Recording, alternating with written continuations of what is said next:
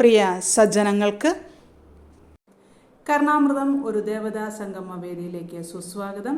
രാമായണ മാസാചരണം നടന്നുവരുന്ന ഈ അവസരത്തിൽ നമ്മുടെ ചാനലിൽ രാമായണത്തെക്കുറിച്ചും രാമായണത്തിലെ പ്രധാന കഥാപാത്രങ്ങളെക്കുറിച്ചും ഉള്ള പ്രഭാഷണ പരമ്പരയാണ് നടന്നു വരുന്നത്.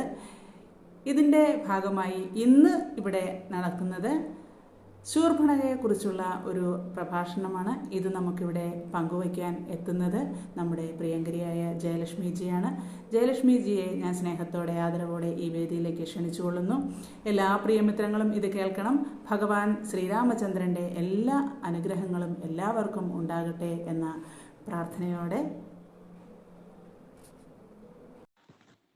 നമസ്തേ പ്രിയ സജ്ജനങ്ങളെ, രാമായണ മാസാചരണത്തിന്റെ ഭാഗമായി കർണാമൃതം ഒരു ദേവതാ സംഗമ വേദിയിൽ ഇന്ന് നിങ്ങളോടൊപ്പം സംഗമിക്കാൻ എത്തിയിരിക്കുന്നത് ഞാൻ ജയലക്ഷ്മിയാണ്. രാമായണ കഥയിലെ രാക്ഷസ രാജാവായ രാവണന്റെ സഹോദരിയായ ശൂർപ്പണഖയെ കുറിച്ചാണ് ഞാൻ ഇന്ന് സംസാരിക്കുന്നത്.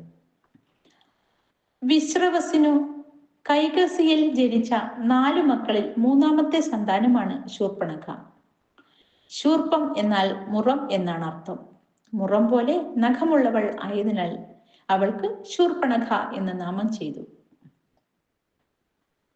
കൈകേയിയെ പോലെ ഒരു വില്ലൻ കഥാപാത്രമായിട്ടാണ് വാൽമീകി രാമായണത്തിൽ ശൂർപ്പണഖയെ ചിത്രീകരിക്കപ്പെട്ടിരിക്കുന്നത്. സീതാപഹരണം നടത്താൻ രാവണനെ പ്രേരിപ്പിക്കുകയും അതുമൂലം ലങ്കായുദ്ധത്തിനും രാവണ നിഗ്രഹത്തിനും ശ്രീരാമ ദൗത്യ പൂർത്തീകരണത്തിനും ഹേതുവായവളായും ശൂർപ്പണഖയെ വീക്ഷിക്കപ്പെടുന്നു. രാമന്റെ വനവാസകാലം തുടങ്ങുമ്പോൾ തന്നെ ശൂർപ്പണഖ പ്രത്യക്ഷപ്പെടുന്നു. കാട്ടിൽ വെച്ച് ലക്ഷ്മണന്മാരെ സീതയോടൊപ്പം കാണാനിടയായ ശൂർപ്പണഖ രാമനിൽ അനുരക്തയാവുന്നു. രാമനോട് വിവാഹാഭ്യർത്ഥന നടത്തിയെങ്കിലും ഏകപത്നീവ്രതനായ രാമൻ തന്റെ നിസ്സഹായാവസ്ഥ വിശദീകരിച്ച് വിവാഹാഭ്യർത്ഥന നിരസിക്കുന്നു. തുടർന്ന് സീതയെ ഉപേക്ഷിച്ച് തന്നെ വേൾക്കാൻ അവൾ രാമനോട് അഭ്യർത്ഥിക്കുന്നുവെങ്കിലും രാമനാകട്ടെ അവളോട് ലക്ഷ്മണനെ സമീപിക്കാൻ പറഞ്ഞ് ഒഴിഞ്ഞു മാറുന്നു. ലക്ഷ്മണൻ പത്നിയായ ഊർമിള വനവാസത്ത് കൂടെയില്ലായിരുന്നല്ലോ. പക്ഷേ തന്റെ നിയോഗം ഇപ്പോൾ ജ്യേഷ്ഠസേവ മാത്രമാണെന്നും ലക്ഷ്മണൻ മറുപടി പറഞ്ഞു.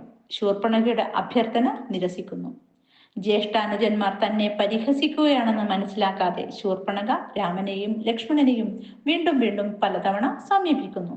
അപ്പോഴും വിവാഹാഭ്യർത്ഥന നിരസിക്കപ്പെട്ടതിൽ കുപിതനായി തന്റെ അഭീഷ്ടത്തിനു ഭംഗമായി നിൽക്കുന്ന സീതയെ ആക്രമിക്കാനായി പാഞ്ഞെടുത്തപ്പോൾ രാമന്റെ നിർദ്ദേശപ്രകാരം ലക്ഷ്മണൻ അവൾക്ക് അംഗച്ഛേദം വരുത്തുന്നു.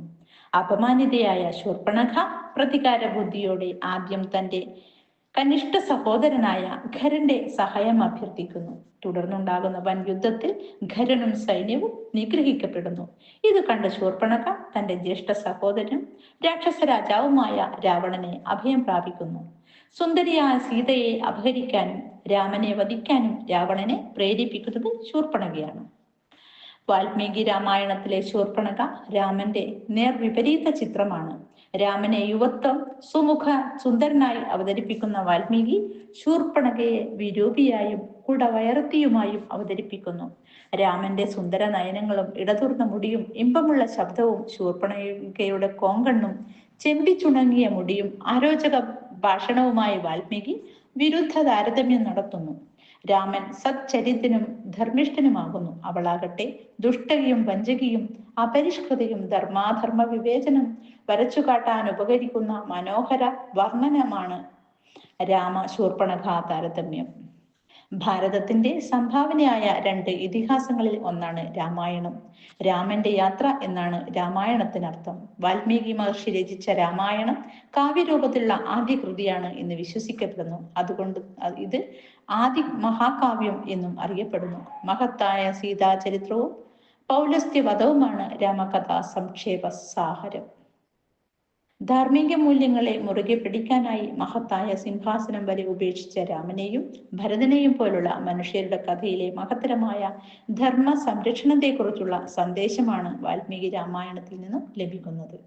ഇത്ര നേരം എന്നെ സഹിച്ച നിങ്ങൾക്ക് ഓരോരുത്തർക്കും നന്ദി അറിയിച്ചുകൊണ്ട് എൻ്റെ വാക്കുകൾ ഇവിടെ ഉപസംഹരിക്കട്ടെ.